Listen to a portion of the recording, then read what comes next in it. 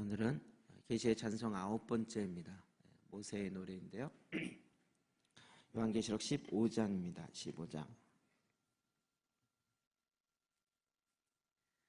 2절부터 4절까지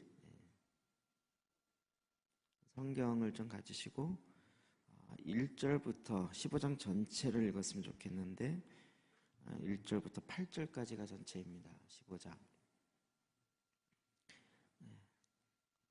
같이 좀 읽어봅시다. 15장 1절부터 8절까지 성경 가지고 읽겠습니다. 시작. 또 하늘에 크고 이상한 다른 이적을 보매 일곱 천사가 일곱 재앙을 가졌으니 곧 마지막 재앙이라. 하나님의 진노가 이것으로 마치리로다. 또 내가 보니 불이 섞인 유리바다 같은 것이 있고 짐승과 그의 우상과 그의 이름의 수를 이기고 벗어난 자들이 유리바다 가에 서서 하나님의 검은 고를 가지고 하나님의 종 모세의 노래 어린 양의 노래를 불러 이르되 주 하나님 곧 전능하신 이시여 하시는 일이 크고 놀라우시도다. 만국의 왕이시여 주의 길이 의롭고 참되시도다.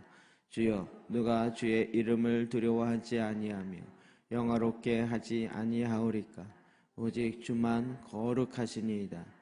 주의 의로우신 일이 나타났으니 만국이 와서 주께 경배하리이다 하더라.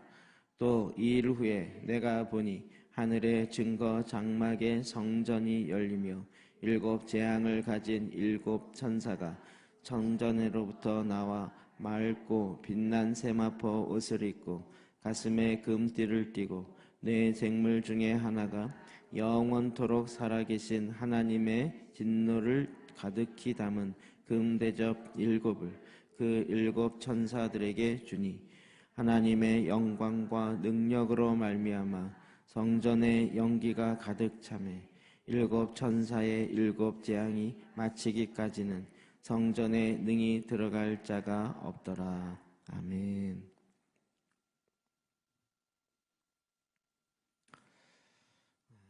지금 15장 전체를 본 이유는 이게 이제 모세의 노래가 나오게 된 배경 그리고 그 앞과 뒤를 좀 봐야 된다는 거죠. 15장 1절에 보면 또 하늘에 크고 이상한 다른 이적을 보매 지금 요한이 계속 뭔가를 보고 있습니다. 또 새롭게 보고 새롭게 봅니다. 근데 이제 또 다른 이적을 봤는데 이건 좀 독특한 이상한 이적이다. 좀 특이하다. 이상할 정도로 독특한 이상을 본 거죠. 환상을 본 겁니다. 일곱 천사가 일곱 재앙을 가졌으니 천사들이 일곱 천사가 일곱 재앙을 가졌어요. 각각 하나씩 가졌다는 거겠죠. 근데 이게 어떤 재앙이냐면 곧 마지막 재앙이라 하나님의 진노가 이것으로 마치리로다. 하나님의 진노가 이걸로 맞춰진다는 거죠. 이 재앙은 무슨 재앙일까요? 우리가 아는 것처럼 인심판, 나팔심판, 대접심판. 그러니까 그 대접심판에 해당되어지는 마지막 재앙이더라. 마지막 재앙. 16장으로 넘어가면 바로 나옵니다. 16장 1절에 보면 또 내가 들으니 성전에서 큰 음성이 나서 일곱 천사에게 말하되 일곱 천사가 왜 여기 나오는지 아시겠죠? 그 앞에 15장에 이미 나타났던 일곱 천사입니다.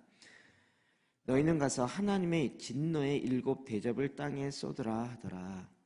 하나님의 진노의 대접, 진노의 일곱 개의 대접을 땅에 쏟으라. 그래서 이제 2절부터 나오는 첫째 천사가 가서 그 대접을 땅에 쏟음에 이렇게 나오는 거죠. 그러면서 짐승의 표를 받은 사람과 그 우상에게 경배하는 자들에게 악하고 독한 종기가 나더라. 실제적인 하나님의 마지막 심판, 대접 심판이 일어나는 그것이 이제 16장인 거죠. 15장은 일어나기 바로 직전의 상황을 지금 본 것이에요. 이게 굉장히 우리에게 중요한 것은 마지막 주님의 마지막 일곱 대접의 심판, 요 직전에 일어나는 상황을 우리가 온전히 알아야 이 마지막들을 어떻게 연결해 가는가, 이 연결고리를 우리가 발견하는 너무나도 놀라운 키가, 열쇠가 된다는 거죠. 자, 그래서 이제 1절에 그 배경을 얘기하고 있고 2절에 보니까 2절이 굉장히 또 중요합니다. 또 내가 보니, 또 본 거죠. 불이 섞인 유리 바다 같은 것이 있고, 물이 섞여 있다. 근데 보면 유리 바다. 우리는 자꾸, 제가 전에도 이게 성경을 잘 보면서 이렇게 통으로 못 봤던 이유 중에 하나는 뭐냐면,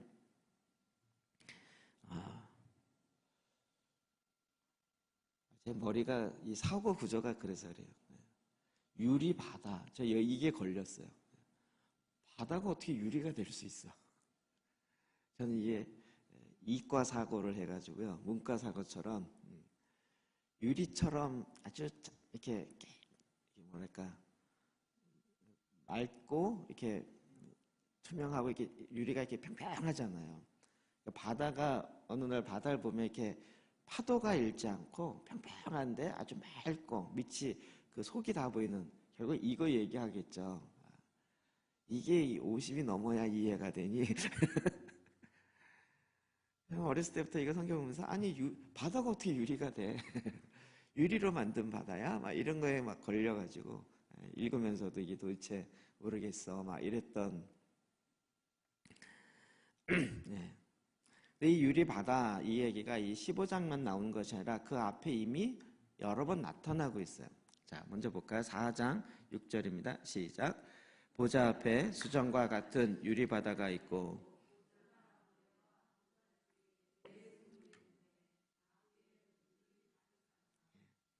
보좌, 하나님의 보좌 앞에 수정과 같은 유리 바다가 있다는 거예요.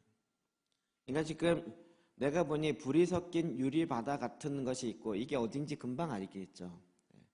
이제는 전에는 이제 보좌로부터 얘기하면 설명하는데 앞부분에 이미 설명해 놨기 때문에 보좌를 이야기 안 하고 그냥 유리 바다만 그래도 이 그림이 벌써 이해가 되는 거죠. 보좌 앞에 수정과 같은 유리 바다가 있고, 그러니까 이 보좌 앞으로부터 나오는 보좌 앞에 물이 흐르잖아요. 생명수가 흐르죠. 그 생명수가 흘러서 점점 커져서 이제 큰 바다를 이루는 거죠. 이제는 이 큰 그림 이해되시죠? 하나님 보좌로부터 있는 큰 그림.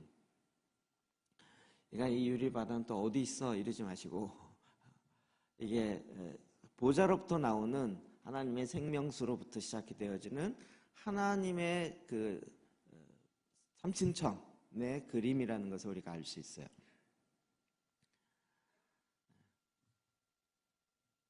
이게 지금 보좌로부터 심판이 시작되는구나. 그 장소에 대한 설명이죠. 장소. 우리가 성경을 이해하고 해석할 때도 제일 제가 많이 쓰는 방법 중에 하나는 뭐냐면 육하 원칙이에요. OW1H라고 하는 육하 원칙. 이게 지금 딱 보면서 어디 회어를 설명하고 있네 이러면 장소에 대한 설명이구나 이렇게 금방 알게 되는 거죠. 자, 그런데 그 다음에 where, 그 다음에 who, 누가 이걸 했는지를 또 설명하는 거죠. 우리도 보통 그렇게 설명하잖아요. 제가 이제 설명이 길어지는 건 육하 원칙에 따라 설명하는 거죠. 어제 제가 누구를 만났습니다. 그러면 이 누구인지를 모르면 설명해야 되는 거죠. 누구인지를 알면 설명할 필요가 없는 거죠. 이렇게 되는 거예요. 근데 이제 유리바다 같은 것이 있고 그 위에 어떤 사람들이 있는데 그 사람들의 설명이 나타나요. 거기에 있는 후에 대한 거요. 2절 중반절인데 읽어볼까요? 시작. 짐승과 그의 우상과 그의 이름의 수를 이기고 벗어난 자들이 유리 바다 가에 서서 하나님의 검은 거를 가지고. 이제 여러분 성경 계속 읽으니까 계시록 어렵지 않죠? 네. 짐승과 그의 우상과 그의 이름의 수를 이기고 벗어난, 그 앞에 있는 건 뭘까요? 뭔가 이기고 나왔으니까 전쟁하고 나온 자들이죠. 짐승의 표, 아까 우리 16장에 보면 짐승의 표를 받지 아니하고 이렇게 나오는 거죠. 그러니까 이게 결국 뭘죠? 사탄을 표현하는 또 다른 표현이죠. 적그리스도를 표현하는 짐승과 그의 우상들, 그리고 그의 이름의 수를 이기고 벗어난 자들. 그러니까 마지막은 영적인 전쟁, 싸움이 끝까지 나간다는 거예요. 유리바다 가에 서서, 유리바다는 그 위에 또 설명이 되어 있어요. 유리바다 가운데 서서 하나님의 검은 거를 가지고, 검은 거 그러면 또 우리 옛날 생각나는 거죠. 가야금처럼 긴 이게 아니라는 걸 이미 아시겠죠? 1장이나 2장 또 4장 5장 보면 하나님의 검은 거와 대접, 이게 영어로 보면 하프 앤 볼이라고 했죠. 하프 앤 볼. 하나님을 찬양하기 위해 만든 악기인 거죠. 하프와 검은 거는 참 분위기가 너무 다르죠. 근데 이게 우리나라에서 이걸 번역할 때 하프를 본 적이 없는 거예요.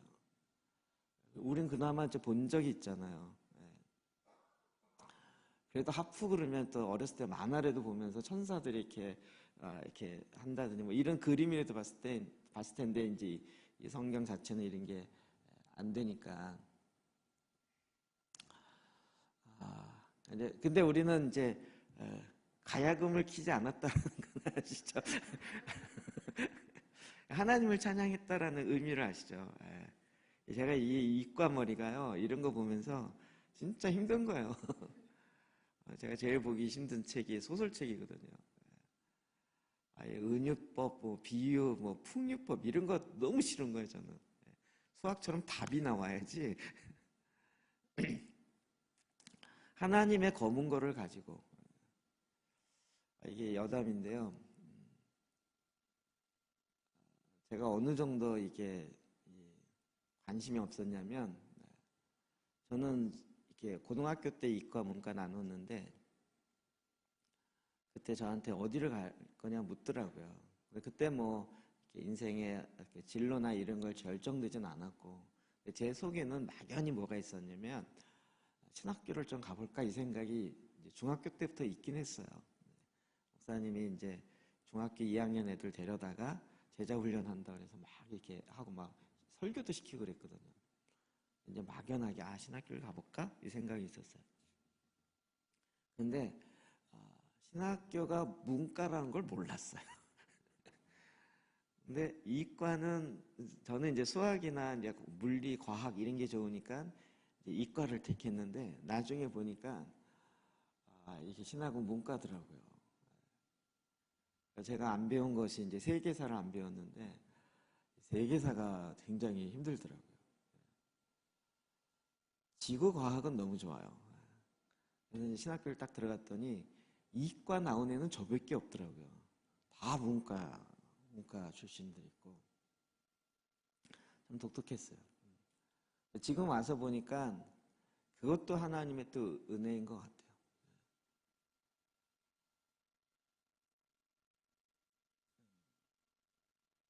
저에겐 고난이었지만 문과 가운데 이과 한 명 있는 거랑 이과 가운데 문과 한 명 있는 거랑 너무 달라요. 제가 이제 친구들이랑 같이 이렇게 대학 동기들이나 뭐 이런 데 가면 이 문과생들하고 회의를 하면 답이 안 나와요. 계속 말장난하고 놀고 얘기하고 웃고 이러다가 시간 되면 회의 끝났대요. 제가 이게 아주, 그러면 회의가 끝났는데 저는 계속 고민해요. 이걸 어떻게 하겠다는 거지? 누가 언제 어디서 무엇을 어떻게 하겠다는 거지? 계속 고민하고 있어요. 이제 회의 끝나고 가는 친구 하나 붙들고, 야, 이거 뭐 어떻게 하겠다는 거야? 그러면 잘하자는 얘기지? 이러고 훅 지나가요.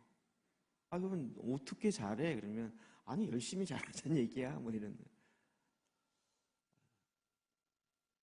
그러면 이제 그거 맡은 사람한테 묻죠. 이거 뭐 어떻게 하려고 그러냐? 그러면 아니야, 그냥 때 되면 돼. 이러더라고요. 처음엔 믿음이 있는 줄 알았어요. 믿음이 아니라 아무 대책 없는 거더라고요. 아니 그게 아니라 이건 누가 할 거냐고 해서 그렇네. 그거 네가 하면 되잖아. 이렇게 되는 거야. 그거 내가 왜? 아니 네가 관심 있으니까 네가 해. 그래서 그러면 또 막 이 부담감을 갖고 내가 해야 되나 보다 이러고 또 고민을 하는 거예요. 그럼 내가 하는데 그 다음에 이건 또 뭘 어떻게 할 건데 그러면 그것도 네가 해 이러는 거예요. 이 답을 찾아가는 저는요 다 결국은 나중에 보면 혼자 이 문과 애들은 열심히 놀고 있고 저는 혼자 고민하고 있는 거예요. 이 일이 계속 반복되더라고요. 여러분 이 실제적인 얘기를 해야 여러분 더 재밌을 텐데 요즘 제가 실명 거명을 너무 많이 해서 위험 수위에 올라가 있어요. 하나님의 검은 거를 가지고 이게 지금 제가 이걸 왜 설명하냐면 하나 이게 설명을 드릴게요. 이 설명을 해야 재밌을 것 같아서. 예를 들면 이제 전도 집회를 하기로 합니다. 전도 집회. 온 교인에서 전도 집회를 하기로 한 거죠. 여러분 기억나시는지 모르겠지만 저 DS 교회 전도 집회는 온 저희가 다 몰려들어서 하잖아요. 그럼 전에 같으면 이제 막 연예인이나 뭐 유명한 강사를 하다가 어느 날부터 갑자기 LG 백화점인가 어디서부터 고객 감동이라는 말이 나오면서 쫙 퍼지면서 이제는 지시가 떨어졌어요. 모든 목사님들이 성도를 감동시켜서 전도 집회를 해야 해. 이렇게 딱 떨어진 거예요. 그때부터 시작해서 이제 회의가 시작됐는데 연예인을 부르지 않고 유명 강사를 부르지 않고 목사님들이 그걸 하기로 한 거예요. 그래서 이게 회의가 된 거죠. 정말 재밌게 얘기하더라고요. 저는 이제 막 어떻게 하면 이게 영혼이 구원되고 영혼이 어떻게 이게 고민하고 있는데 그게 고민 아니고 이제 어떻게 하면 재밌게 할까를 이제 연구하기 시작한 거예요. 그래서 여자 교육자들은 모여갖고 그 당시 유명한 무슨 춤을 추기로 했는데 네? 그게 바뀌었어요. 바뀌어서 그게 간 거예요. 무슨 걸그룹이 추는 춤 있죠. 한복 입고 나와서 걸그룹이 있는 그걸 추기로 하신 거예요. 게다가 노래도 텔미가 아니었고 그때 뭐 주문 외우는 거 있었어요. 아부다카바 뭐 이런 뭐 그런 걸 하겠다고 이렇게 그래갖고 막 신났어요. 그래서 나는 또 고민하는 거죠. 저게 주문이라고 그러는데 전도 집회 저거를 여자 교육자가 한복 입고 나가서 걸그룹 춤을 추는 게 과연 합당하냐 이게 나중에 제가 막 문제 제기하고 있는데 뭐 상관이냐 이래갖고 나중에 그 텔미로 바뀐 거예요. 남자 교육자도 뭐 뭘 한다 그래갖고 담임 목사님 요만한 사거기짝에 들어가갖고 뭐 이게 이제 거기서부터 나온 거예요. 그러니까 막 너무 근데 저는 머릿속에서 이제 그러니까 너무 재밌어 하는 거예요. 문과생들은요 너무 재밌어 하는 거예요. 그러면서 서로 막 좋아하고 막 게다가 이제 성도들은 평상시 설교만 하는 목사님들이 앞에 나와서 걸그룹 춤을 추지 않나 무슨 그 따이따인가 그거 했죠. 남자들은 모르시나? 차력소 있죠. 그거 그런 걸 한 거죠. 그래갖고 뭐 난리를 쳤죠. 막 제가 보기에 성도들이 진짜 너무 좋아했어요. 막 깔깔 웃으면서 뒤로 넘어지면서 앞으로 가면서 그러니까 하는 사람이 누군지 다 아니까. 따이따이 쇼 모르시나요? 그거 저는 이제 사진 찍는다고 빠진 거죠. 제가 사진을 찍는 이유는 이런 것 때문이에요. 이럴 때 빠질 수 있는 유일한 조건은 내가 사진을 찍어야 되니까 빠지겠다. 제가 찍으면서 계속 이렇게 보니까 진짜 하는 사람도 너무 재밌어하고 약간 이 무대 중후금 이러는 거 있죠. 자기가 했는데 막 뒤집어지고 웃기니까 더 신나갖고 더 오버하는 거예요. 대박 났죠, 대박.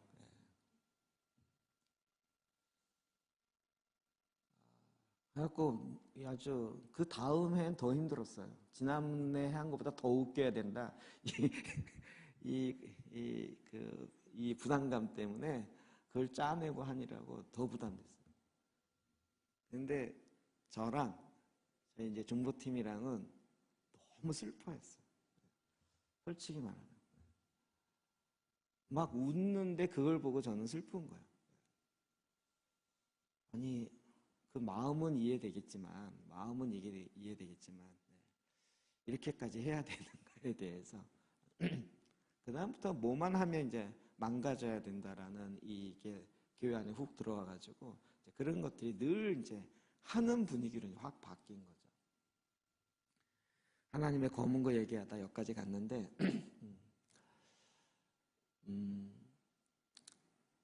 목적이 바르면 뭘 해도 괜찮다라는, 그리고 하는 사람도 이게 또 게다가 이 문과 출신들은 다 또 한 가닥씩 하던 사람들이라, 한 노래 한 이 음악 하던 사람들이라 웬만큼 하는 거죠. 근데 이 마지막 때에 되어지는 이거는요, 이게 너무 생뚱맞은데 하나님의 검은 거를 들고 찬양하는 게요, 그 차원을 얘기하는 게 아니에요. 물론 그건 이제 전도 집회적 상황이지만 제가 예화를 너무 장황하게 들어서 죄송합니다. 그럼 이 마지막 때에 이 승리하고 나온 자들이 지금 뭐가 있는지를 아는 거예요. 어떻게 할까요? 계시록을 통해서 아는 거죠. 저와 여러분이 이제는 이걸 통해서 알아야 되는 거예요.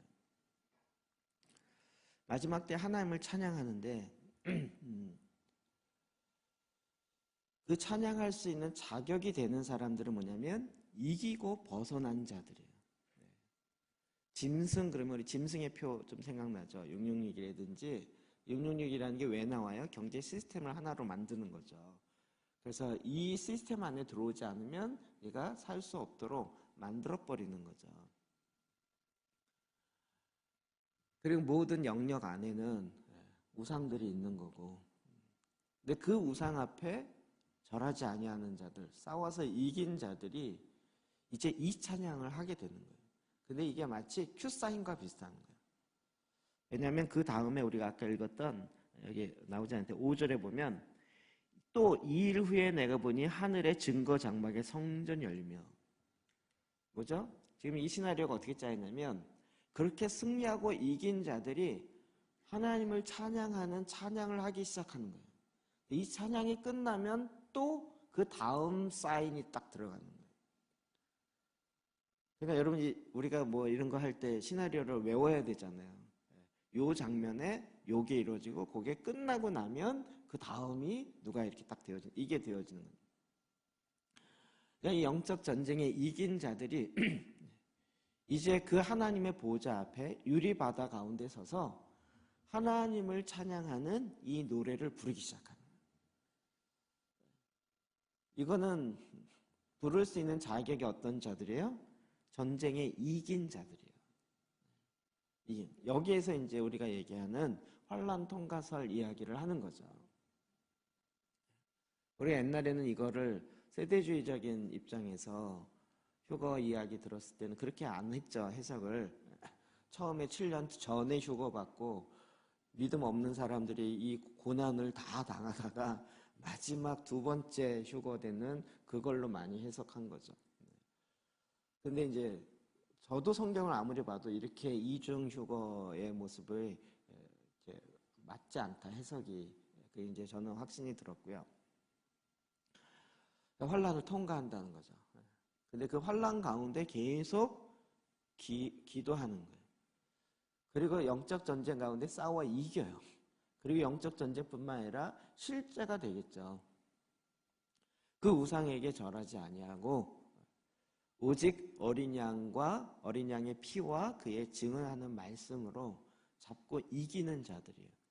그럼 이분들이 드디어 마지막 대접이 쏟아지게 하는, 쏟아지기 직전의 사인처럼 모세의 어린 양의 찬양을 하기 시작하는 거예요. 그럼 이게 어떤 장면과 비슷하냐면 출애굽기에서 이스라엘 백성들이 애굽으로부터 나와서 출애굽하는, 그래서 홍해를 건너죠. 30절 먼저 읽어볼까요? 시작. 그날에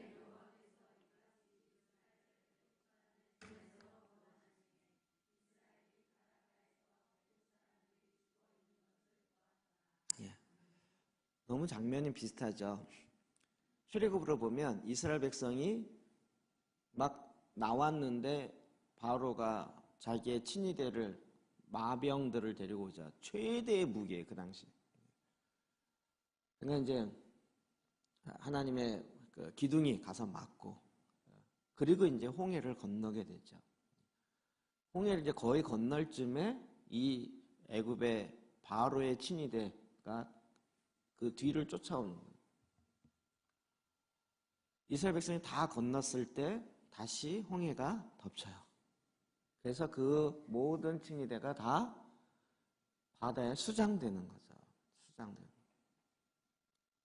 제가 모세나 십계나 이런 영화 보더라도요, 대부분 거기에 집중 안 해 있어요.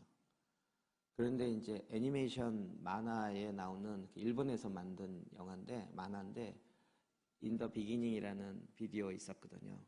그거를 보는데 거기에는 이 홍해를 건너서 여기서 춤추며 기뻐하는 애굽 사람에게 집중한 게 아니고, 이 수장되어지는 이스라엘 사람에게 집중한 게 아니고, 이 수장되어 바닷속에서 죽어가고 있는 애굽 군사들에게 집중되었고, 거의 장송곡 같은 분위기에 그 사람이 바닷속에서 헤우적거리면서 죽는, 그게 2분 정도가 이렇게 쭉 이렇게 오히려 중심으로 해서 그림을 그렸어요.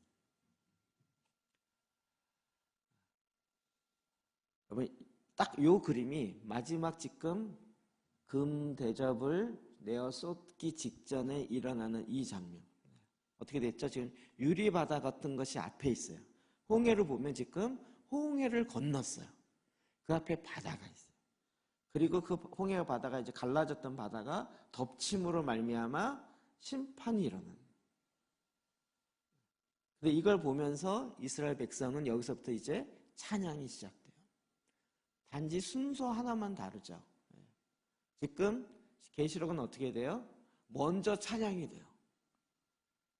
먼저 찬양. 아직 마지막 대접 심판이 쏟아지지 않았어요. 그러니까 우리가 이 계시록의 말씀을 보고 시나리오를 알아야 된다는 거예요. 이제 유리바다 같은 걸 건넜어요. 그러면 승리한 자들이 벌써 아는 거죠. 와, 드디어 하나님의 심판의 때가 가까웠습니다. 그러면서 하나님을 찬양하는 이 찬양인데, 요게 출애굽에 나타나는 홍해를 건너는 장면과 같다는 거죠. 출애굽기 15장 20절입니다. 시작. 마론의 누이 손에 소고를 잡으며 모든 여인도 그를 따라오 소고를 잡고 춤추니. 그러면서 이제 찬양하기 시작하는데, 이것이 모세의 노래로 이스라엘 백성들이 계속 이 노래를 불렀던 거죠. 근데 똑같은 우리는 이제 이런 우리나라 역사는 없었으니까 이해를 잘 못하는 부분이 있는데, 지금 마지막 7 대접 심판이 있기 직전에 이 상황이 그대로 됩니다. 왜 하나님 비슷한 걸 자꾸 반복할까요? 우리가 좀 제대로 알아들으라고. 성경이 다 모형이라 했잖아요. 타이폴로지, 모형을 가지고 설명하는 거예요. 우리가 워낙 잘 하나의 말씀을 기억을 안 하니까, 또 관심이 없고 그러니까 비슷한 형을 계속 만들어 놓는.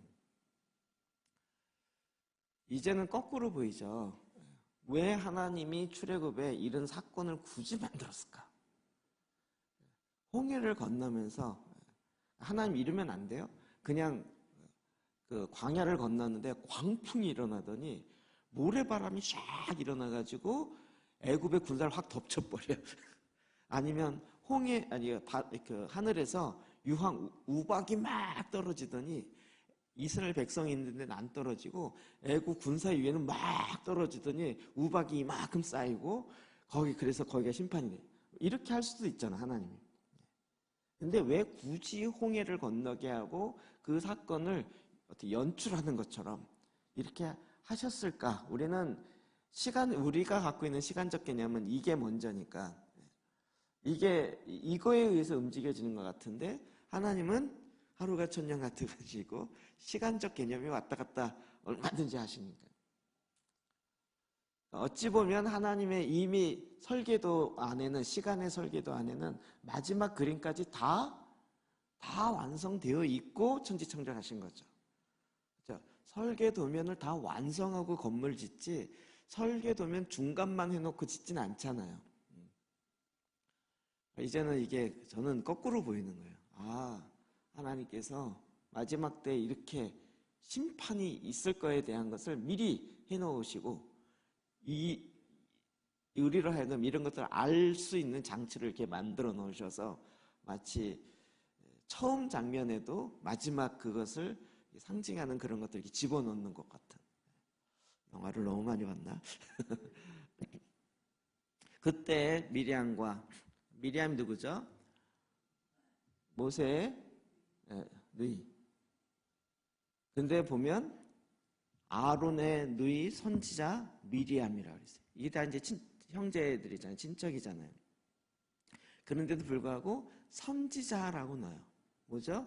이 찬양이 그냥 그가 좋아서 흥겨워서 아리랑 이렇게 부른 게 아니고, 하나님의 계시적인 말씀이 임하고 이걸 깨달으면서 찬양하는 선지자적인 하나님의 계시로 말미암은 모세의 찬양이었다는 거예요.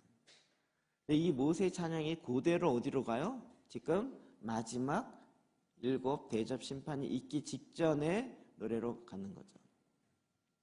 15장 3절입니다. 시작. 하나님의 종 모세의 노래, 어린 양의 노래를 불러 이르되. 아예 그것을 지금 설명하고 있는 부분이에요. 아예 딱 지명하여서.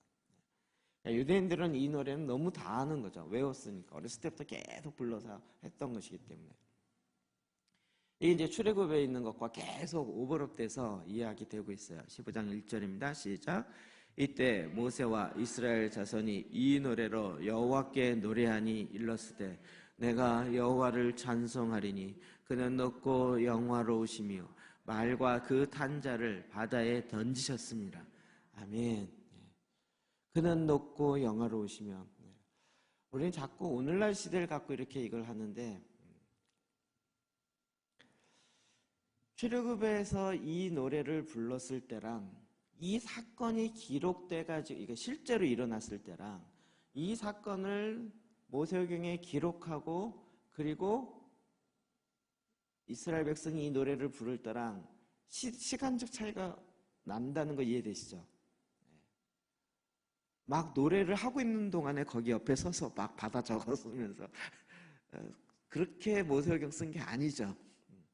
그게 뭐예요? 그 노래를 부르면서 우리가 신약도 그렇지만 계속 그 노래를 그들은 늘 부르면서 마치 구전에 의해서 내려오는 것처럼 그냥 암송되어서 내려오는 거죠. 그들의 입에 그냥 이렇게 툭 나오는 거예요. 우리나라 전래 민속 무슨 그런 노래 나오듯이 그냥 툭툭 나오는 거예요. 이게 우리에게 주어지는 것은 우리의 찬양이 이렇게 가야 되는 거죠. 우리의 찬양이. 그 찬양에 보면 일렀으되 내가 여호와를 찬송하리니 그는 높고 영화로우시며, 하나님을 향하여 찬양하는 찬양이 나오기 시작합니다. 이 사건의 기적을 찬양하는 것이 아니라 이 일을 일으키시는 하나님을 찬양하는 거예요. 우리가 보통 이제 복음성가 그러다가 이제 찬양 경배송 이렇게 옛날에 나누기 시작했잖아요. 복음성가는 처음에는 찬송가로, 기도원에서도 찬송가로 하다가 이제 초기에 그게 70년, 80년, 70년도 중반 이후에 예수님 찬양부터 시작해서 내게 강 같은 평화, 이게 복음성가 처음이죠. 그게 한국에 퍼지기 시작했죠. 그게 어디서부터 시작됐어요? 예수전도단이요. 예수전도단에서 화요일 날 하는 화요 집회에 새로운 곡들을 하기 시작했어요. 그때만 하더라도 그 짧은 곡들을 작곡하나 이럴 만한 사람이 없었기 때문에 주로 호주에서 오는 짧은 곡들을 번역해서 찬양을 이렇게 번역곡으로 했어요.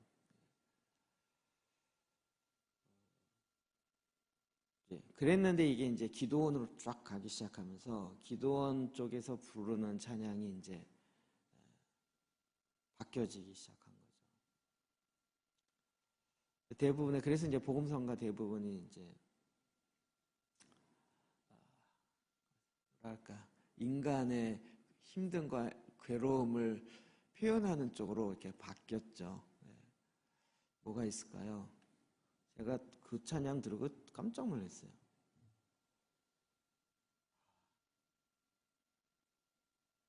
저는 모르는 곡이었는데 그때 전도사회로 있을 때도 부흥 강사 오셔갖고 찬양하는데 참 이렇게 시작하는 거 있죠. 네, 우리 예수님 라라라라라라 이게 트로트에다가 가지고 그러면서 이제 인간의 괴로움, 힘듦을 붙여다 놓고 이렇게 하는 쪽으로 가면서 희한한 쪽으로 가기 시작했어요. 제가 이 얘기를 왜 하냐면 찬양도요. 이 선곡이 굉장히 중요한 것은 어떤 찬양은 진짜 내 마음과 같고 막 그 찬양만 부르면 눈물이 나오는 것이 있어요. 근데 이게 하나님을 찬양하는 게 아니라 내 인생의 내 고난, 내 아픔과 비슷하기 때문에 내 마음을 알아주는 이걸 해서 막 공감이 갖고 찬양하는 거예요. 우리는 또 그렇게 해서 막 울면 막 은혜 받았다고 그러는데 한탄하기에 좋은 근데 지금 성경 시편에 나오는 이런 것부터 시편에도 물론 그런 게 나오지만 대부분의 찬양은 원래 의미는 뭐냐면 하나님을 높이는 거였어요. 하나님을 높이는 거예요. 내 인생의 어려움을 토로하기 위해서 하는 것이 아니라 하나님을 찬양하는 거였어요. 여러분 출애굽기에도 내가 여호와를 찬송하리니 그는 높고 영화로우시며 하나님을 찬양하고 말과 그 탄자를 바다에 던지셨습니다. 여러분 그들이 죽어가고 실제 죽은 모습과 시체가 둥둥 떠 있는데 이걸 보면서 진짜 어떻게 보면 와 살벌한 그런 장면이지만 그러나 하나님이 행하신 일을 보면서 하나님을 찬양하는 거죠. 자, 이게 이제 어린 양의 그 계시록에 나타나는 것과 같이 연결되는 거예요. 같이 보시겠어요? 3절 하반절입니다. 시작. 주 하나님 곧 전능하신 이시여 하시는 일이 크고 놀라우시도다.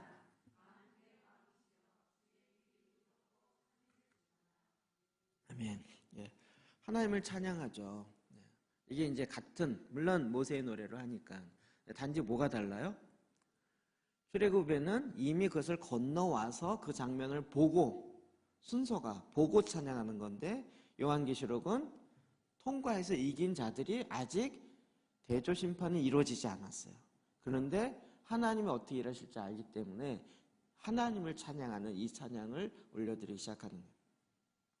자, 출애굽기를 가볼까요? 3절, 4절, 6절입니다. 시작. 여호와는 용사시니 여호와는 그의 이름이시로다. 그가 바로의 병거와 그의 군대를 바다에 던지시니 최고의 지휘관들이 홍해 여호와여 주의 오른손의 권능으로 영광을 나타내시니이다. 여호와여 주의 오른손이 원수를 부수시니이다. 아멘.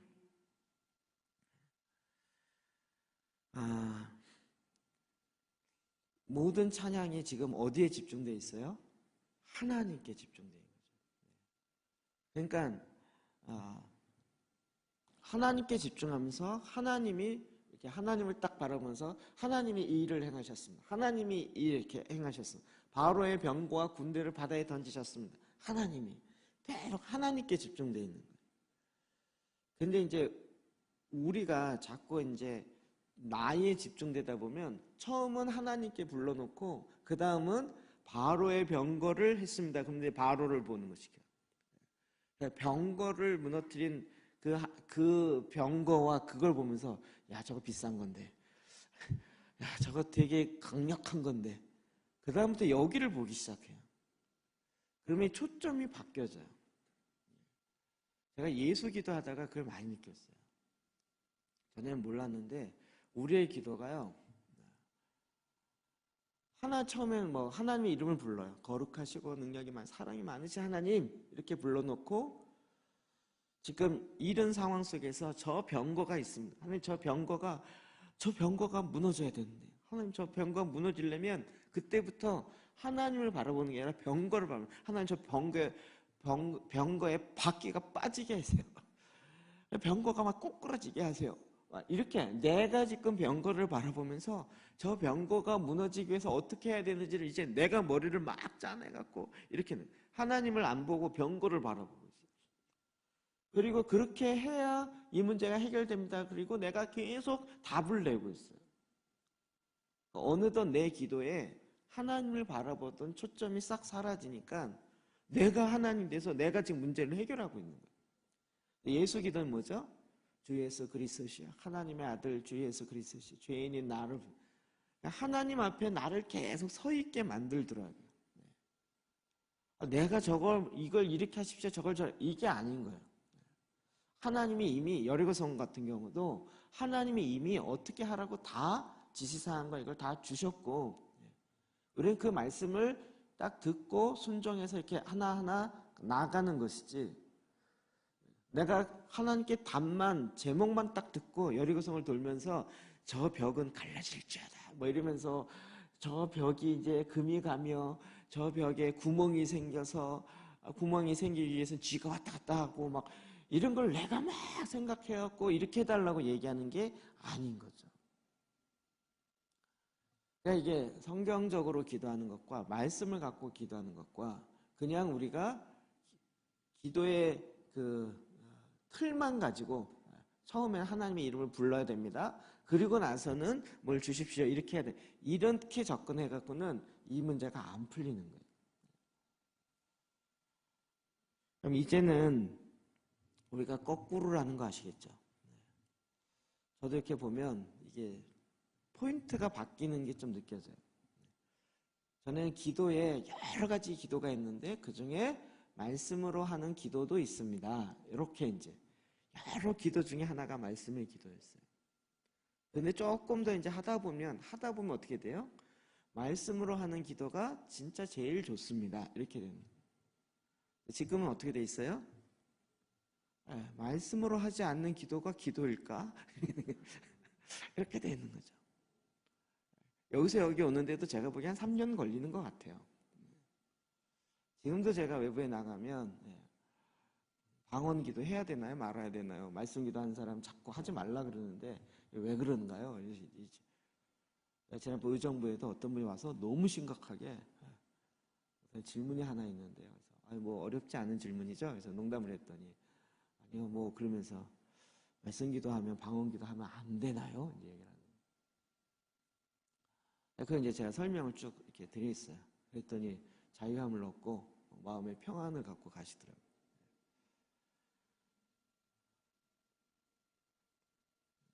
또 설명해달라는 분위기로 이렇게 자꾸 눈빛을 보내시는데 여러분도 이 설명이 필요하신 거예요? 네? 그러신 거예요? 아니죠? 네. 뭐 제가 30초에 설명하면 방언 기도는 뭐예요? 영의 기도는 영의 소원을 이루고 고린도전서 14장이요. 마음의 소원은 마음의 소원을 이루죠. 그러면 어찌할꼬? 우리는 둘 다 하는 거죠. 그런데 대부분 방언 기도 하시는 분은 방언 기도만 하시죠. 그러면 어떻게 돼요? 마음의 소원은 이루어지지 않고 영의 기도만 이루어지죠. 나는 영적인 사람이라 이것만 해도 괜찮다라고 얘기하면서 결국 삶에서는 뭐가 문제돼요? 그 사람의 혼의 문제가 펑크가 나 있는 데서 혼의 문제가 여전히 나오는 거죠. 그래서 우리가 방언 기도를 해서는 안 되는 영역이 어디예요? 번제단에서 회개 기도는 쥐가 뭘 잘못했는지도 모르고 방언으로 회개한대요. 이건 아니잖아요. 그래서 회개 기도는 방언으로 하면 안 되고. 그 다음에 이제 하나님의 말씀, 영의 기도, 방언 기도는 나의 영을 덕을 세운다는 게 활성화시킨다는 거죠. 내 영이 더 민감하고 충만케 해서 하나님의 말씀을 이해하고 그걸 할 수 있도록 도와주는 거죠. 그래서 방언 기도를 통해서 무슨 하나님의 권능과 은사가 내려오고 이게 은사의 첫 번째 과면이고 그거 다 인정해요. 인정하지만 그것만 갖고는 마음의 기도와 이 혼의 문제가 해결되는 건 별개라는 거죠. 그래서 우리는 어떻게 해야 돼요? 둘 다 해야 된다. 그런데 방언 기도만 2시간, 3시간씩 하던 것이 습관화되어 있는 사람이 있어요. 이분들은 방언 기도를 해서 어느 정도 몸이 뜨거워지고 붕 떠야 하나님의 임재가 왔다고 하시는 분들이 있다는 거죠. 그런 분들은 제가 뭐라 그래요? 방언 기도를 아예 멈추세요. 그 기도를 하는 거에 10년 이상 돌을 닦으셔가지고 딱 앉으셔서 방언으로 3시간, 4시간씩 하는 이 습관이 잡혀 있으신 분들은 이 말씀을 갖고 내 언어로 기도하는 거를 그걸 못해요. 아예. 이거는 정말 충만한 완벽한 수준에까지 가 있는데 이거는 빵인 거예요. 밸런스가 안 맞는 거죠. 의도와 그 취지를 이해하시겠죠? 우리는 계속 내 온 마음과 뜻과 내 영혼 육이 다 하나님께 향해야 되는 거예요. 우리가 이런 부분도 자꾸 기도하다가도 내 문제로 들어가기 시작하면 내 상황 속에 쑥 들어가다가 하나님을 놓쳐버려요. 사탄이 이기 쉽다는 거예요. 우리 예수 기도할 때도 꼭 자기부터 꼭 하라는 거죠. 그러니까 우리는 이것도 자꾸 생략하려고 그래요. 하나님 주 예수 그리스도 하나님의 아들이시여 죄인인 나와 죄와 우리를 용서해 주시오.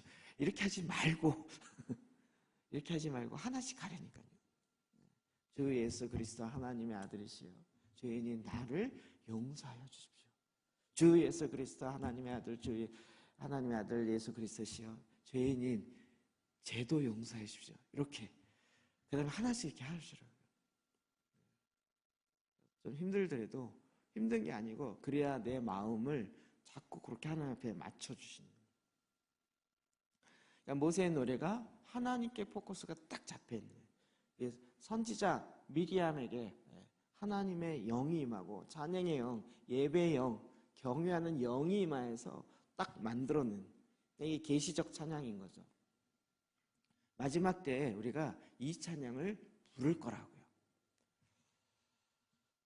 자, 4절입니다. 시작. 주여 누가 주의 이름을 두려워하지 아니하며 영어롭게 하지 아니하오리까 오직 주만 거룩하시니이다.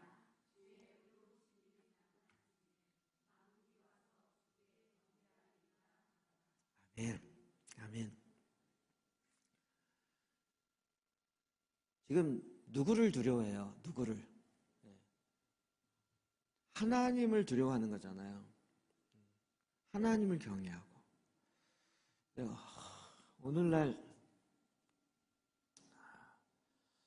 오늘날 그리스도인들이 기도하는 상황을 보면 하나님을 두려워하기보다는 이 세상에 일어나는 사단의 어둠의 세력을 더 두려워하더라고요. 그것과 싸워 이기는. 제가 이제 이해 차원에서 말씀을 드리면 요즘에 이제 일어나는 정치적 상황 때문에 그래서 이제 뭐 지금 정권이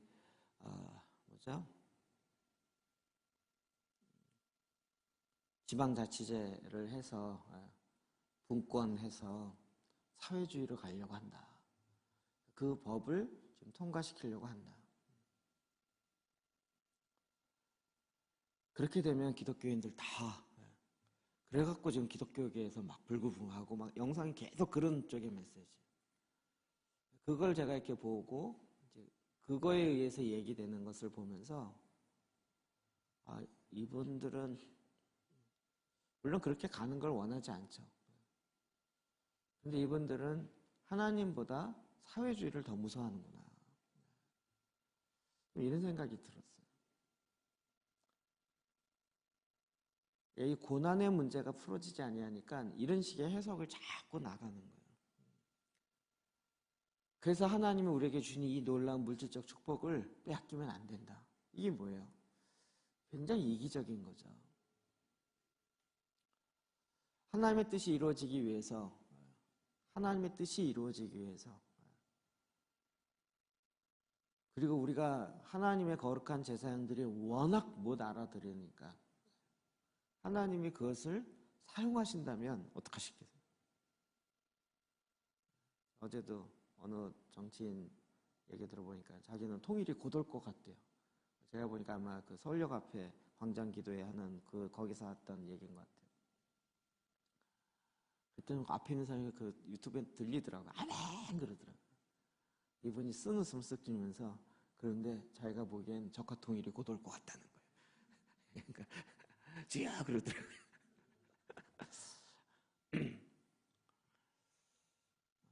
누구를 두려워하느냐요. 그러니까 지금 이 짐승과 여기를 이기고 나온 사람은 누구들이에요? 적그리스도를 두려워하는 자들이 아니고요. 하나님을 두려워하는 자예요. 지금 어느 정치 좌파냐 우파냐 이 얘기가 아니고요. 하나님을 두려워하는 하나님의 백성들. 그래서 그 하나님의 말씀을 지키는 것에 목숨을 걸고 통과하여 나온 자들이 이 찬양을 부른다. 오직 주만 거룩하시니이다. 주의 의로우신 일이 나타났습니다. 그러니까 지금 심판을 누구에게 맡겨요? 심판은 주님의 마지막 대접 심판에 맡긴 거예요.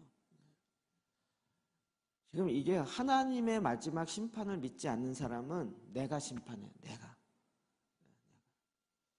이게 제가 보기에는 이 싸움은 끊임없이 갈 것 같아요. 이게 논리가 아니고요. 우리나라 싸움이 정서적인 문제가 딱 그러니까 이렇게 돼버리더라고요. 지금 뭐죠? 전에 노무현 대통령이 자살해서 한 게 우파가 해서 우리 똑같이 갚아주겠다. 거의 이 패턴 아니겠어요 지금? 옳으냐 그르냐의 문제가 아니고 어떤 죄가 있는 죄악이야 뭘 만들어서 뒤집어 씌운 뭘 하든 상관없이 똑같이 갚아줘야 된다라는 그 정서가 계속 저는 그게 느껴져요. 우리가 당한 것만큼 너희들도 당해야 된다. 이게 그대로 이제. 그러면 또 어떻게 될까요? 나중에 선거가 또 이렇게 뒤집어지면 또 어떻게 될까요? 니들 또 싹 쓸어야 돼. 이렇게 되는 거예요. 그래서 우리가 20년 동안 정권을 유지해야 할 거야. 아예 싹 쓸어버리고. 이게 무슨 민족 말살 정책도 아니고. 이런 사이에서 과연 누가 이걸 하겠는가요? 누가 옳다 그러다가 아니고요.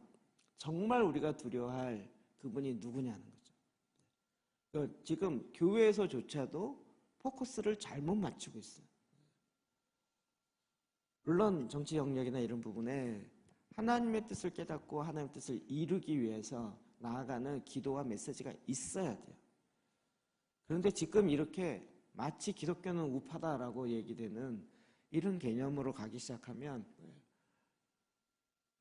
그래서 마지막 그래서 이렇게 정부가 또 이제 바뀌어지면 그런데 또 안도의 한숨을 쉴 건가요? 우파 좌파의 그래서 제가 이정훈 교수의 그 말에 너무 공감해요. 패러다임 뭐죠? 프레임 전쟁에 지지 말아라. 요런 프레임에 지지 말라는 거예요. 지금 어떤 개념이냐면요. 기독교를 우파로 만들려고 하는 그 프레임에 들어가지 말란 얘기거든요. 그런데 교회가 스스로 깃발 들고 들어가요. 우리는 우파가 되겠어. 이 좌파를 막았습니다. 이러고 스스로 우파로 들어가요. 그렇게 만들려고 계획하고 있었는데 지발로 들어가고 있어요. 이 프레임의 전쟁에 지지 마라. 이 얘기를 제가 보기에도 잘 이해를 못 하시는 것 같아요. 그래서 제가 그 얘기 계속 하는 거예요. 거기를 교회가 가지 말고 시민단체를 만들어서 시민단체가 가게 하라고. 그런데 시민단체를 만들어 본 적이 없고 그걸 하는 게 뭔지도 모르니까 거기 가보면 몇 교구 모여라 이렇게 어느 교회 우리 모여라 이러고 그거 깃발 들고 자기 아주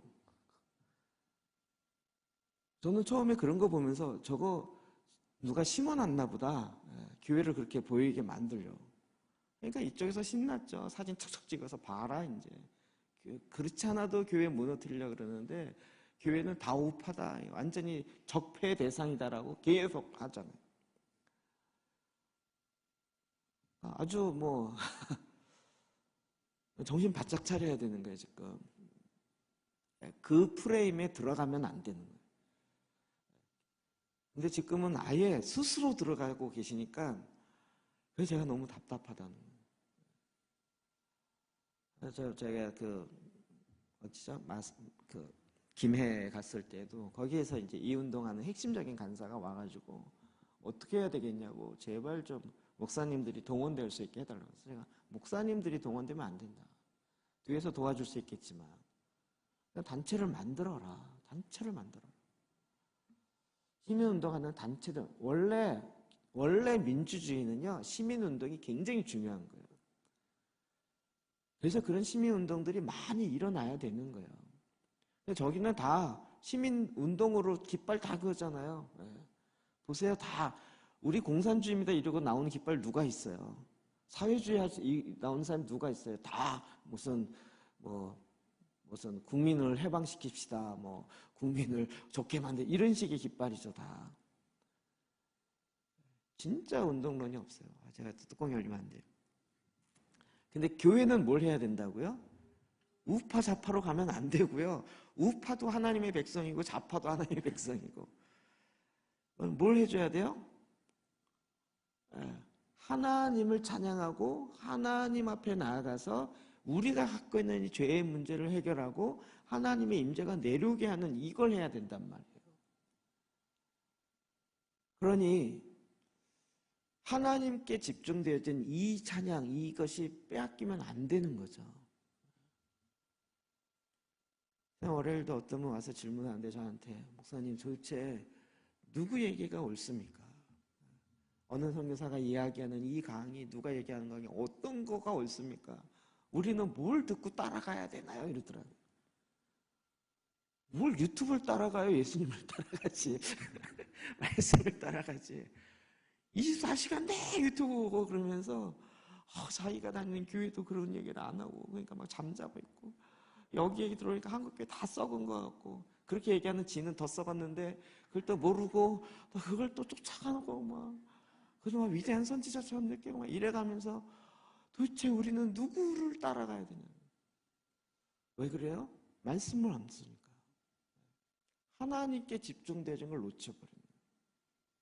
이게 한 끗 차이인데요. 어마어마한 차이가 되는 거예요. 출애굽기 15장 11절로 봅시다. 시작.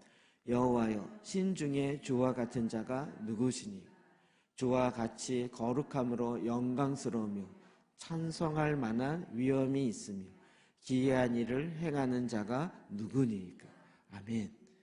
위하고 아래하고 물론 이제 모세의 기도 그대로 갖고 와서 찬양한 거니까 계속 지금 누구를 찬양해서 찬양해요? 하나님을 향해 찬양하는 거예요. 제가 이 교회는 기도의 집이고 이 기도의 집이 도시를 바꾼다는 얘기가 뭔지를 알게 된 게 이런 거예요. 지금 도시는 좌파 우파 난리를 치는데 교회는 뭐해요? 아무 일 안 하는 것 같으면서 거기에 뛰어들어서 참여해야 된다는 거예요. 행동하는 그리스도인. 저도 한동안 그런 얘기 많이 했죠. 그런데 어디에 참여할까요? 어디에? 근데 여기서 딱 패가 갈리는 거죠. 근데 교회는 거기에 대해서 무관심한 자들이 아니고 어때야 할 자들이에요? 그걸 가지고 하나님께 와서 하나님께 올려드리는 거잖아요. 여호와가 행하신 일이 크고 놀라우도소이다 이래가면서 하나님을 찬양하고 하나님을 높이는 거죠. 이게 무슨 트럼프가 무슨 김정은이 문재인 대통령이 이렇게 하는 2차원 얘기가 아니고요. 우리의 싸움은 혈과 육에 해당되는 것이 아니에요. 정사와 권사, 어둠의 주관 다 악의 영들을 향하여 대항하여 싸우며 이 땅에 하나님의 일하심이 드러나는 거예요. 심판은 좌파 우파가 하는 게 아니고 하나님이 하시는 거죠. 그러니까 그 심판을 내가 하겠다라고, 이 시대에 이 정권이 이걸 이루겠다. 아니 그 심판하는 본인은 어떤데? 그러니까 누가 심판하겠냐고. 누구의 심판이 이 세상에 과연 의롭겠냐고.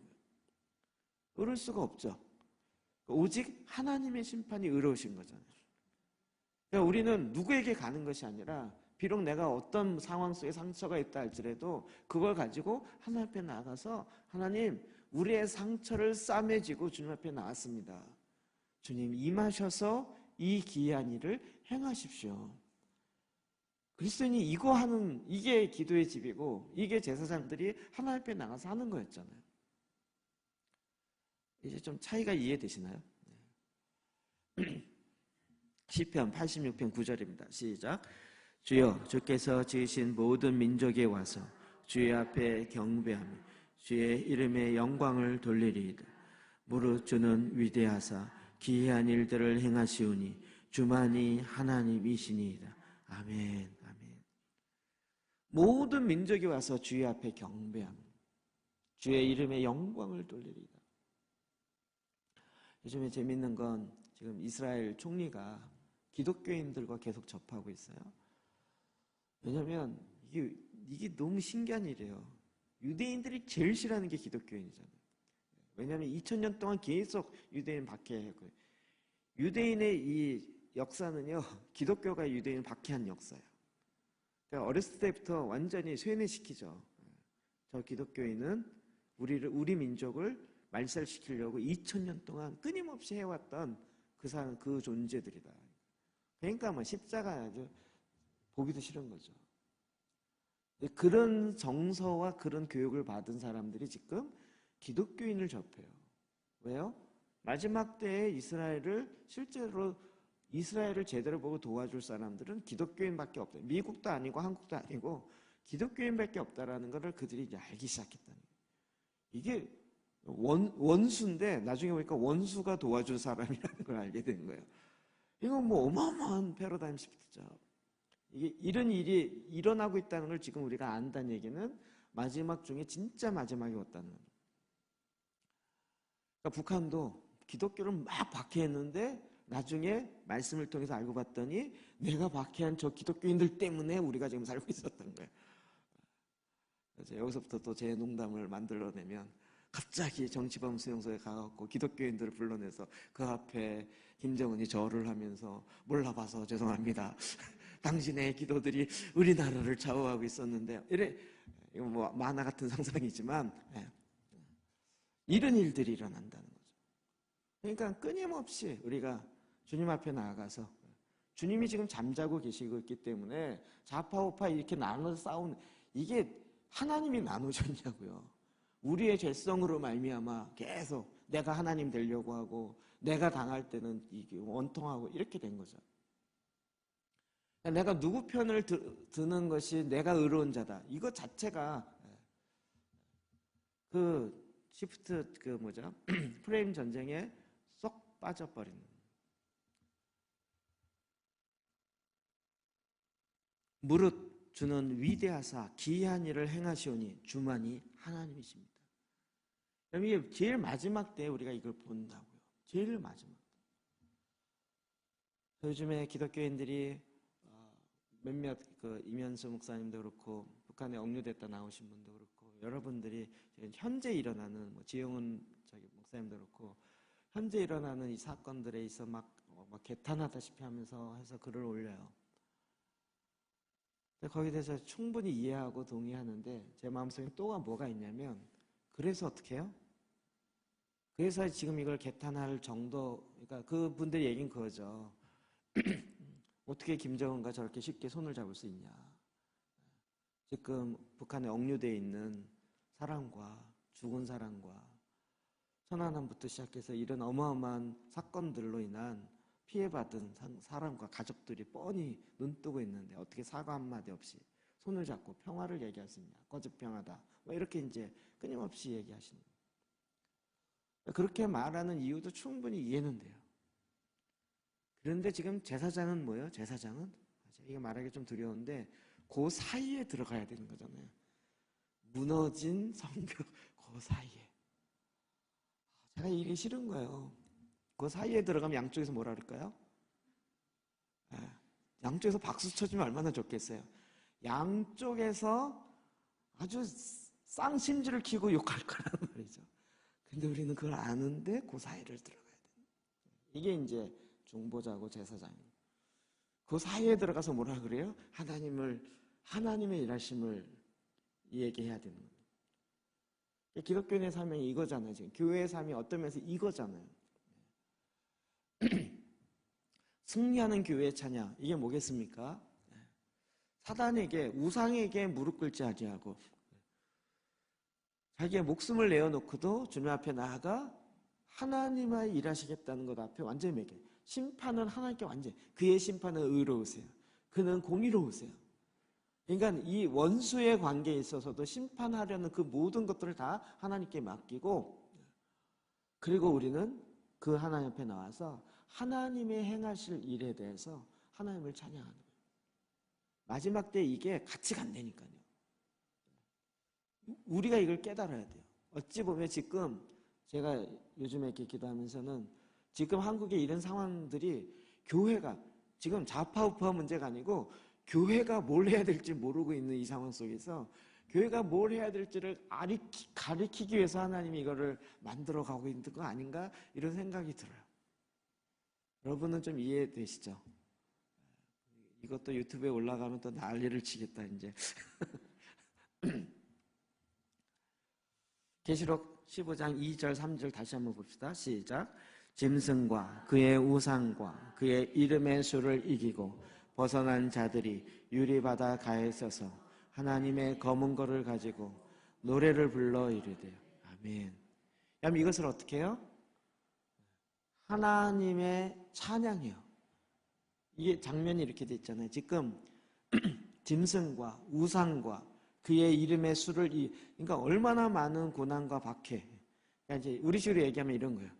북한의 수용소에 예수 믿는다는 것 때문에 그 고난을 당한 자들이 결국 이걸 통과했어요. 통과해서 나와가지고 말씀을 통해서 이걸 깨달으면서 우리를 이렇게 핍박한 저의 왼수들을 죽여주십시오 이러지 않고 통과해서 나와서 하나님의 말씀을 깨달은 거예요. 그래서 그들을 뭐 심판 이런 얘기도 안 하고 거기에서 하나님을 찬양하는 탬버린과 소고가 탬버린이에요. 트라이앵글과 뭐 악기를 다룰 수가 없으니까 저는 초등학교 때 하는 그런 악기를 들고 주님 앞에 와서 주님을 찬양하는 노래를 부르기 시작합니다. 하나님의 심판은 공의로우십니다. 모든 민족이 하나님 앞에 나올 것입니다. 이 계시록의 이 말씀, 저는 이 말씀이 초대교회 성도들이 이해됐기 때문에 로마의 그 박해 가운데서도 저 로마를 무너뜨리십시오 이렇게 기도한 것이 아니고 그 가운데서도 하나님을 찬양하는, 그 가운데서도 하나님을 높이는, 이것이 우리에게 지금 알려주는 시사하는 바가 너무 큰 거죠. 그러니까 승리하는 교회는 로컬 처치가 아니고요, 우주적인 교회인 거죠. 이게 지금 눈에 보여지는 이런 교회가 승리할 거다. 이게 지금 승리주의 교회론에서 이야기하는 한국교회와 많은 무천년설에 입각해서 이야기하는 그런 입장에서 이야기하는 승리주의 교회론이 아니고, 이 환란을 통과하고 오직 주님을 향해서 바라보게 하는 이 승리를 한 자들이 결국은 주님 앞에 나와서 주님을 부르기에 합당한 거죠. 이 찬양을 부르고 나서 또 내가 보니 그 다음에 7 대저 심판이 부어지는 거죠. 요 앞에 요게 있다고요.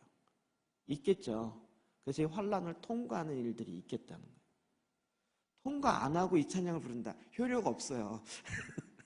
효과 없어요. 그 생명을 걸고 통과해서 그리고 이 순간에 찬양을 하기 시작합니다.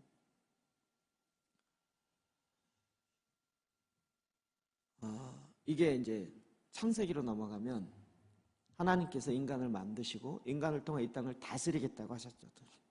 그러니까 마지막 심판도, 대접 심판의 마지막 심판도 누구의 사인이 있어야 되는 거예요? 하나님이 창조하신 인간이 이 싸움을 이기는 이게 있어야 되는 거죠. 근데 이 환난과 이 고통을 통과해서 이기는 자가 나오는 거예요. 예수님은 이기셨지만 하나님의 원래 계획은 뭐예요? 사람을 통하 이 땅을 다스리겠다는 거잖아요. 그러니까 마지막도 그렇게 다스려져야 되는 거잖아요. 근데 그렇게 하실 예수님이 오시기 직전에 바로 이 일이 일어난다는 거죠. 이게 큰 그림 속에서 더 맞겠죠. 그렇지 않을까요? 이게 힘들어서 빨리 난 휴고돼서 이런 거 이 고난 너무 힘들어 빨리빨리 갈래. 이거보다 이런 고난 가운데서도 어린 양의 피와 자기의 증언하는 말로 자기의 목숨을 아끼지 아니하는, 그러니까 신부의 사랑이 생명보다 더 강력한 그 사랑으로 온전히 무장되어진 자가 마지막 때를 이기는 거죠. 그리고 이 찬양을 이기고 나서 이 찬양을 부를 수 있는 거예요. 그럴 때 그 다음에 16장에 일곱 대접 심판이 일어나는. 우리는 이렇게 그냥 아무것도 안 하고 예수님 찬양만 하고 있으면 이기는 게 아니고요. 전체적인 흐름 속에서 이 타임라인이라 하죠. 이 시간 스케줄이 어떻게 되는지를 바로 보고 준비하는 거예요. 근데 목숨을 내어놓는 사랑이 그냥 훅 오냐고요. 그렇지 않죠. 아가서를 통해서 보니까 고난을 통해서, 여러 고난 통해서, 고난. 고난을 통과할수록 뭐가 나와요? 이게 필요 없구나. 이게 필요 없구나. 고난을 통과하고 나면 포기들이 하나씩 나오는 것 같아요. 이것도 필요 없구나. 전에는 거기에 목숨 걸었는데 이게 필요 없구나. 옛날에는 막, 지금도 그런 분 많더라고요. 폼생 폼사 해갖고 고난을 몇 번 통과하고 나면 폼도 별로 필요 없어요. 내가 이건 그것도 사실은 필요 없더라고요. 계속 주님께 집중하는, 주님의 말씀에 집중하고요. 그래서 이기는 자가 바로 교회인 거죠. 여기서 이기는 교회를 로컬 처치로 보니까 성리주의 교회론의 무천년설이 입각한 그게 나오더라고요. 이 교회를 그렇게 보지 말고 예수 그리스도를 내 마음에 그 성도, 한 성도로 봐야 돼요. 이기는 성도. 그리고 그렇게 연결되어진 예수 그리스도를 머리로 한 우주적인 교회가 궁극적으로 이기죠.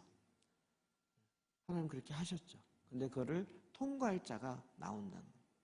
이기는 교회가 나온다는 거죠. 그래서 지지난주 얘기한 것처럼 이기는 길은 무엇이에요? 2장, 3장에 나왔던 소아시아 7교회 이야기했던 거예요. 예수님께 집중하는 거예요. 예수님이 어떤 분인지 철저한 권세를 가지고 한 번 문을 닫으면 계속 주님을 집중하는 거예요. 교회는 예수 그리스도에게 집중하는 거예요. 그러니까 교회는 선교도 해야 되고 구제도 해야 되고 봉사도 해야 되고 다 해야 돼요. 제가 그걸 부정하지 않아요. 그런데 하나님께 집중하는 것을 우선순위를 바꾸면서까지 그걸 하는 건 아니에요. 근데 어느덧 이거를 하면서도 그걸 한다 그랬는데 하다 보면 이게 이렇게 바뀌어져요. 우선순위가 바뀌어져 있어요. 이게 좀 위험한 얘기지만 선교도 그렇게 돼요. 전도도 그렇게 돼요. 하나님께 집중하고 하나님을 예배하고 찬양하고 그래서 하나님 중심의 하나님을 사랑 이렇게 가다가 어느덧 영혼 구원이 중요하죠. 성경도 이야기하고 그런데 어느덧 이게 우선순위 첫 번째이고 그리고 주의 말씀을 듣고 영혼을 구원 이렇게 가야 되는데 이제는 주님과 가까움이 없어진 상태에서 영혼 구원하는 차원의 전도만 하게 되어지면 이게 전도 지상 만능주의가 가요. 선교도 그렇게 갈 수 있고요. 이 밸런스를 건강하게 갖는 것이 중요해요. 첫 번째가 첫 계명을 회복하는 거예요. 하나님을 사랑하는 첫 번째 계명이 회복되어야 두 번째 계명 이웃을 사랑하라는 것이 이게 밸런스를 갖추는 거예요. 그러니까 첫 계명을 회복하는 게 얼마나 중요하냐. 첫 계명을 회복하기 위해서 교회 구조 자체를 아예 기도의 집으로 바꾸는 거죠. 주의 말씀을 예배하고 주님만 사랑하고 우리 자꾸 두 번째 이웃을 사랑하라는 이 계명을 하다가 첫 번째 계명을 자꾸 놓쳐요. 우리 참 닭의 기억력하고 참 비슷해요. 닭의 기억력. 3초라고 얘기하는.